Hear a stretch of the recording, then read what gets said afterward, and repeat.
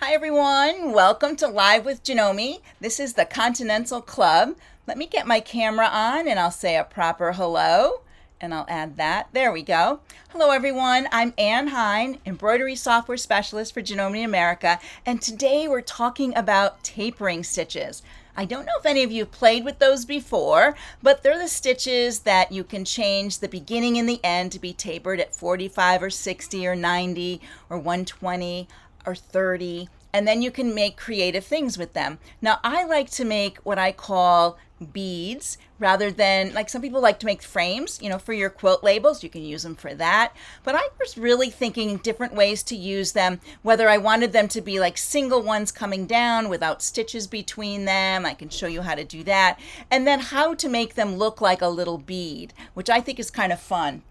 So some of what I'm talking about is when you have your tapered stitches like this. And I have a couple different options on here. This one up here on this side here, that's like a little bead, that one there. And then the other ones are kind of like just a little design that I added to the beginning and the end. Now with tapering stitches, you can't open the program key and then just program a stitch. So you have to make the parts of it and then save them as favorite stitches, the parts that you do. But I find also I like to save them in my folder, and then I can just go back and forth from the folder as I'm stitching. Okay, and I'll show you how I create them, and then we'll stitch them out. Okay, so let me turn to the screen over here, and I'm going to get my camera as close as I can. Today I'm going to zoom in a little bit so everybody can see what's going on. Let me get the zoom over here. There we go. All right, so we can see the screen pretty well. I have an extra window that keeps popping. Let me get that out of the way. There we go. All right, so we are in our regular stitches, and typically when I go to my decoratives, I like to use the paper down here because it shows all the stitches, but it does not show tapering stitches in there. They have their own tab on the very top of the screen right here. So I'm going to go to tapering, and then in here, as you touch them, they all change to different things. I may have some that there's one of my little beads. This one I set up as a favorite stitch. So how I did that, we're going to do the one next to it. How I did that is down at the bottom, you have a few more tools. You have whether you're going to land with your needle in, or if you don't want that, you can choose to have your needle up. I like it to land in the fabric. There's a mirror image, just mirror images the ends of these. This is your taper function, and these here and here, those are locks if you have them on or not, the beginning and the end. And you can see there's like a little line at the top of this dot, so that's the beginning, and there's a little line at the end, so that's the end one.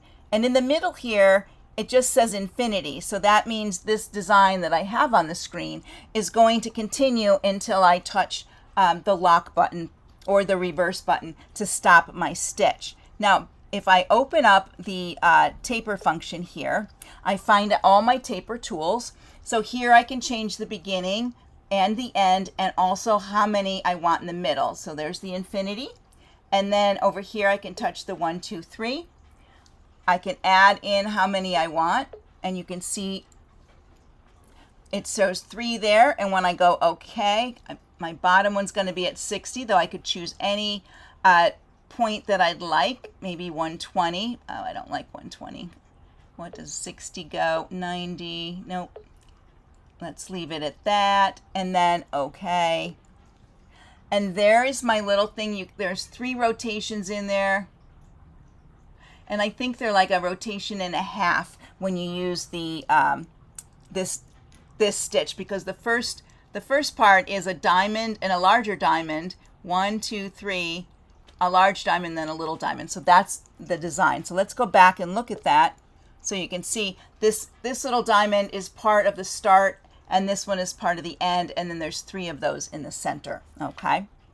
And then if you had something that was like this, tapered to there, you can use the mirror image, and it would mirror image it for you. And sometimes when I do different things, I do like to have them that way, such as when I used this one here. Let me get the good side of it. There we go. When I started to do the one with the dots, I would sew one and then I'd get ready to do the next one and I'd mirror it and sew the next one. So I had that option in there so you can float back and forth between them. All right, so that's how you do that.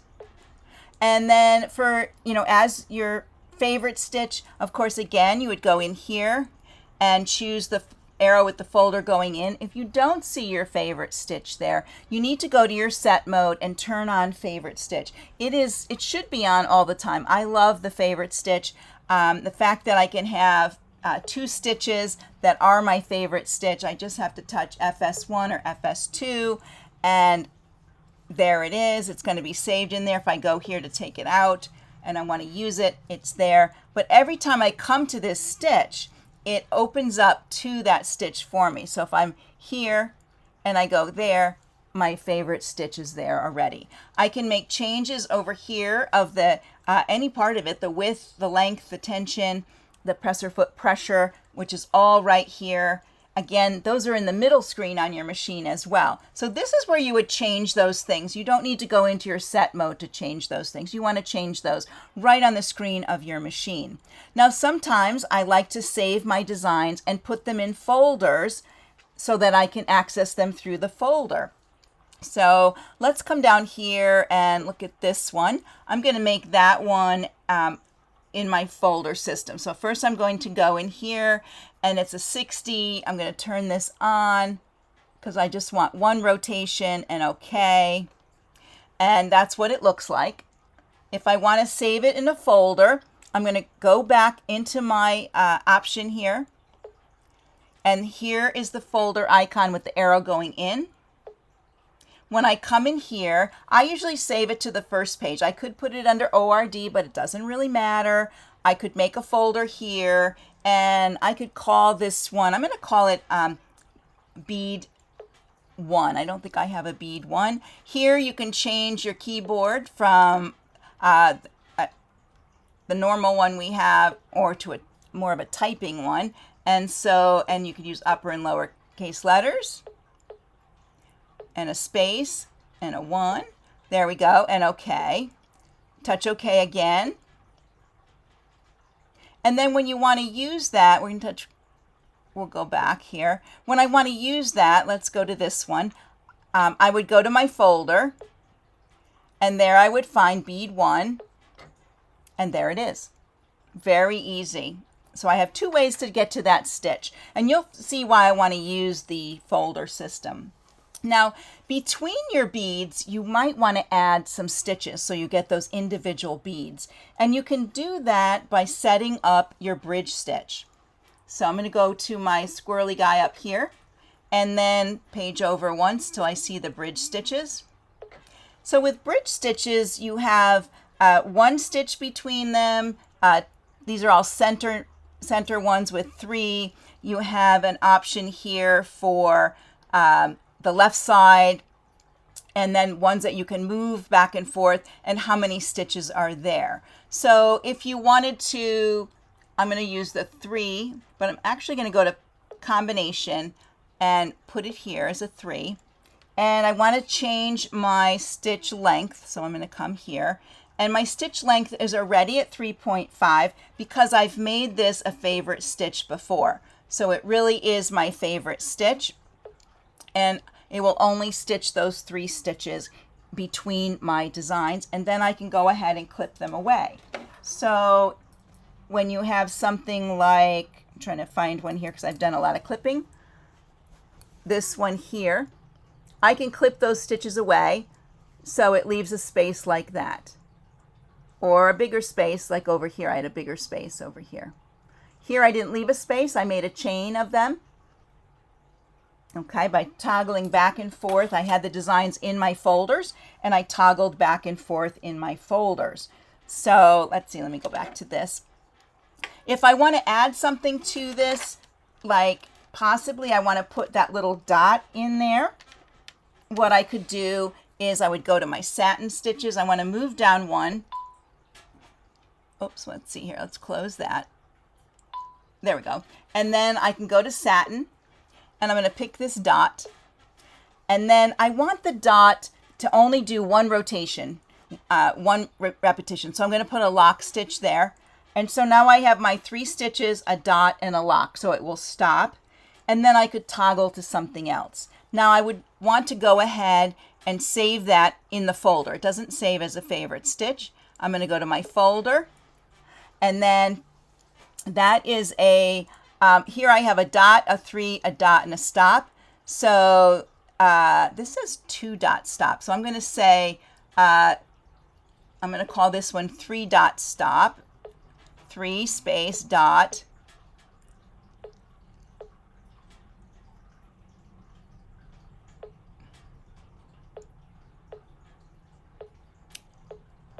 Okay. And then okay here. So I have that one there.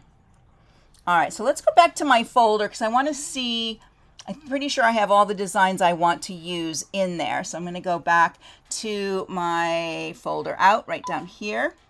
And that's okay. And then what I want is, let's see, bead 1 is in there, correct? There we go. And I have my dot stops as well.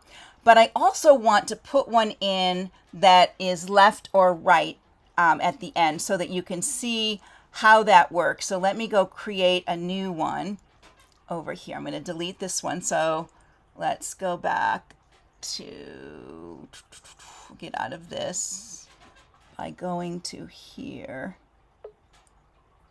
And we're going to change that one.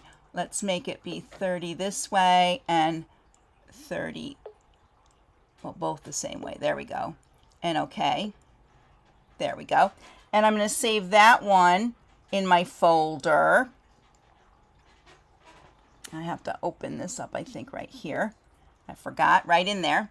And I have to save it, and I'm going to say left, just so I know.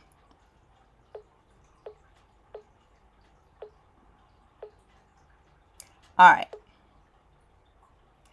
There we go. And okay, out of here. So there we go. So we're going to start stitching with this one first, and then I'm going to add the maybe a dot stop between them so you can see how that works and how I toggle. And what I will be doing is I'm going to stitch and I'll stop at the end of this one. It'll actually stop automatically. And then I will come over here to my folder out and I'll choose the next one and align my needle if I need to. Okay. All right. And I might even move my fabric to align it so it looks like it's twisting a little bit. You'll see what I mean. All right, so let me change to my other camera so you can see what's going on there. And before I start, I do want to show you some feet. I do have my open toe F foot on, and you do want to use your F foot, whether it's F2 or the F foot. And they have a channel underneath here that your stitches slide under, different than your A foot, which is very flat. Okay, so I'm just going to move those out of the way. This one here is one of my favorites. This is the border foot, border guide.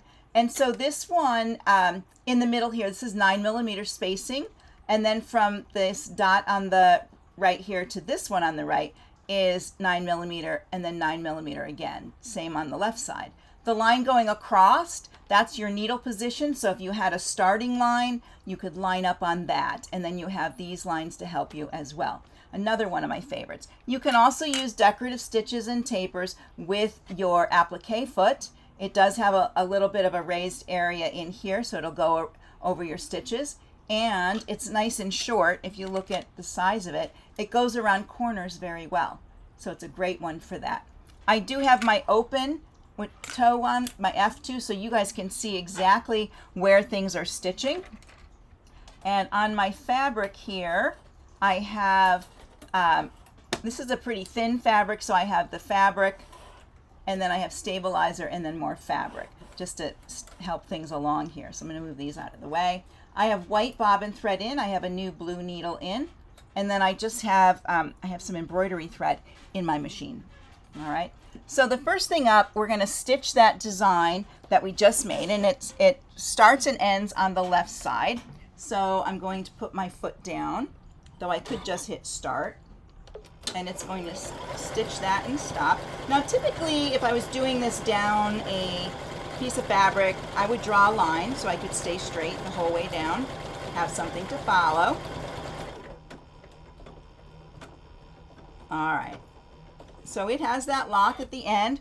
That's where one of the things where, since I'm going to add something to it that might start right with it like I did here, I might not need that stop right there. Okay, so I'm going to go to my folder and I'm going to open the one that says, I think I want the one that says .3 stop. Okay, and it looks like this. If you guys want to see it, I'll switch back the camera really quick so you can see the screen. So it has the dot, 3 lines and a dot and a stop. So it will only go to that spot and stop. All right, so let's go over here to the screen so you can see what I'm doing. Back over here to this camera. Now this design stopped over here, and my other design is really going to start right here. But what I want to do is I want to do that twisting thing like I did over here. See how it's it's kind of hard to hold that up. There, it's twisting like this. The dots are all going to be in the same spot, but the design is going to be left and right. So what I want to do is the first thing that's going to stitch is the dot, and I'm going to raise up my needle like that, and I'm going to slide my fabric over so that it's centered. My last stitch is centered under my needle, and I can use my really nice thumb wheel to bring this down.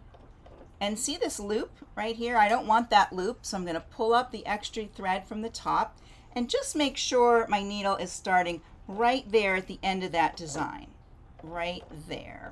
And I'm just going to pull that loop again, and then I'm going to hit start, and it's going to do the dot,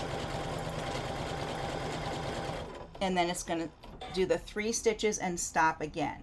So now it's going to start right there, but my design, I'm going to mirror image my design. My design will actually start on the right side, so we'll have to realign again.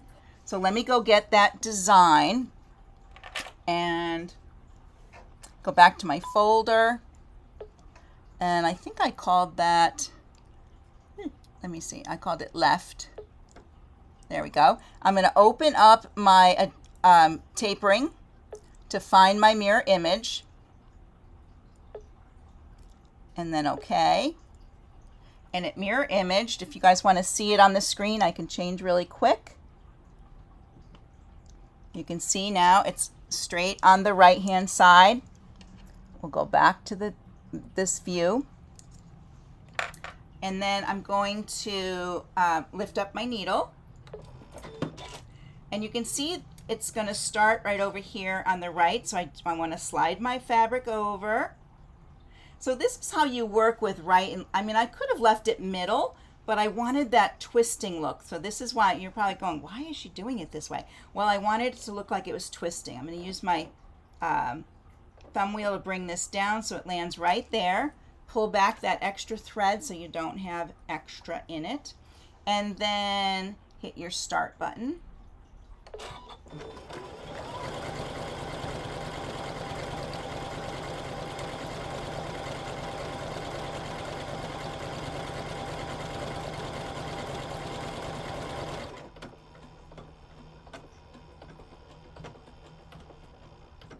Okay, so I'm going to pull this out because I want to show you one other thing when we get how you would do the ones where they're connected. Hold on a second. Let me get my scissor out here. So you can see I would remove the stitches that are right here, and you would have a design that was left or right, then left, and so forth, going down your shirt. If you wanted to position them like this, okay, what you would have to do is you would want just a dot and 3, or a dot, and you just want the dot, you don't want this part here. So you can save one of the dots or just toggle back and forth. So let me go back and I'll do another one like that so you can see how to align that. We'll use the same design and I'll stitch the first one.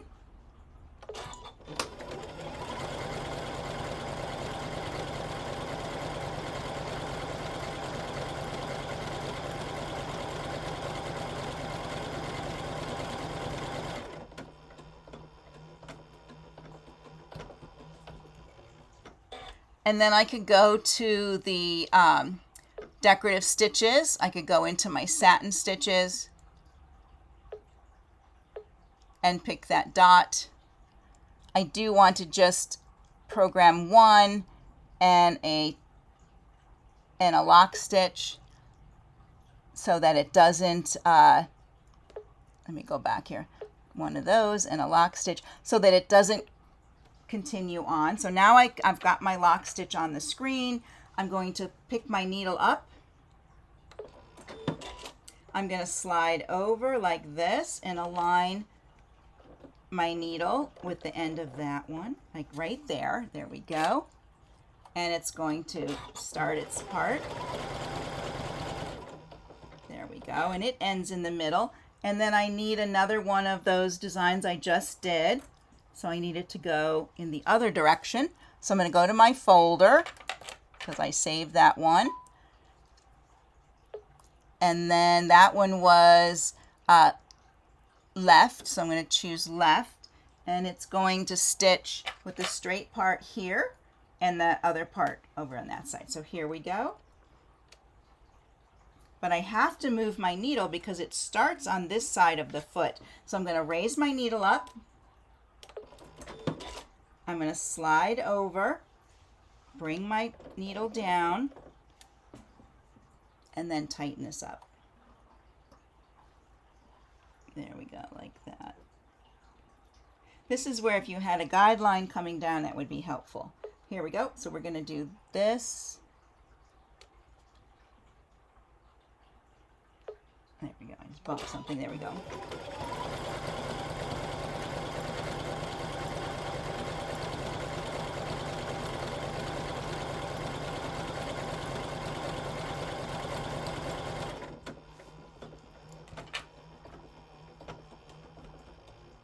And I think in my folder I have a dot lock, dot stop. I have one of those programmed in, so I can go there.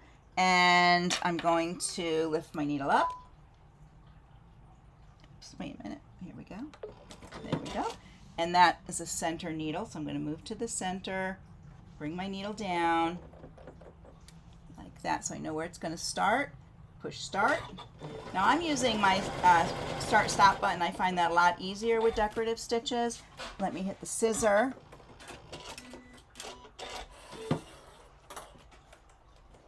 And there we go with our little twisty design with the little lock between them. So even though you can't program like we normally program our decorative stitches, you know, in a pattern, we can make patterns by saving them in the folders in our machine. So I want to go back to the front of the machine again to show you the folders one more time and help you to delete any if you needed to delete something. All right, so we're back to this screen. If I go to my folder and I want to remove something, I could go in here. I'm going to go like that, okay. And then what I would do is I would touch the trash can. And then I could touch something that I want to get rid of. So I'm going to get rid of this lock 3 lock. And it says, do you want to delete it? I'm going to say okay, and it's gone. That's how you would delete even an embroidery design if you were over in your, on the embroidery side of your machine. I don't think it's not going to let me go to any embroidery designs right now because I'm not in the embroidery side. And again, this part here, that format all, that actually is not for formatting a stick. It just shows you how you could sort your stitches by certain things. And I don't know if I have any STXs in here. No, I don't. So I'm going to go back and put it on all. There we go. So it shows all my stitches. So if you had some, on the embroidery side, if you had some Jeff files, some DSTs, some JPXs or something like that, or even a quilting one, that has a different format. You could select that and it would sort all those designs. Okay. All right, I'm going to go back to the screen again over here to say my goodbyes. Let me get this up. There we go. All right. So thank you everyone for joining me. Let me get my this back a little bit here. Sorry. There we are. Thank you for joining me today and talking about tapering stitches. I hope I've inspired you to give them a try. When I was working on these, I was actually doing a different project that I'm working on for a retreat I'm going to, so I have some specialty things. Let me hold up the one we just did. Here we go. So it's the one right down here. So it's a great way to play with those tapering stitches other than using them just for making boxes and things like that. Yes, you can do that, and they make great frames around things. But if you ever wanted to decorate a shirt, I know one of our makers just did something with satin stitching down on garments that she was doing to make stripes. So you could definitely do that same kind of thing here, just toggling back and forth. I think I would start out with all center things so that you don't have to remember, oh, I'm on the right or I'm on the left, because that takes a lot of concentration, and that way you don't mess them up while you're working. But you could create, some interesting little, this one, it's hard for me to find these when there we go. This one here is really interesting. And that might look kind of cool going down a shirt, or maybe a leg of your pants you could do, or even a skirt if you did a couple of things on your skirts and things like that. So lots of uses for them. You could decorate zip pouches as well. So many things that you could do. I love adding stitches and adding texture to my fabrics. This is a great way to make a fabric you might not like look so much better. So I want to thank you everyone for joining me today at the Continental Club, and hope to see you again soon. Bye for now.